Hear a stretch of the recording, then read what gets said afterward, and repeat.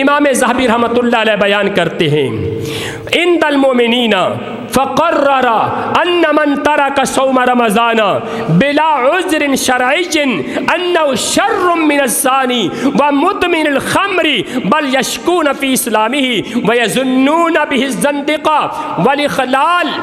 امام ذہبی بیان کرتے ہیں امت کے علماء،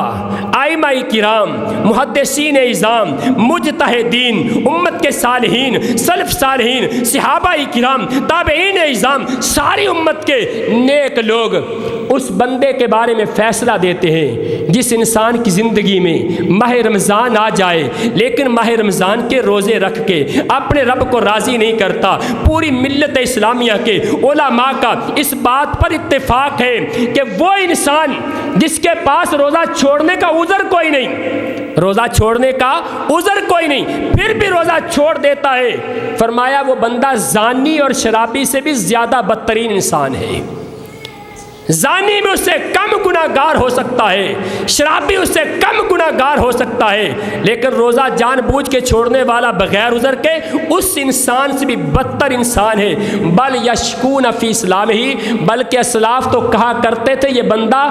ہو سکتا ہے مسلمان ہی نہ ہو، یہ زندیق انسان ہو، راہ ہدایت سے بھٹکا انسان ہو، جس کی زندگی میں ماہ رمضان آئے اور روزہ نہ رکھے۔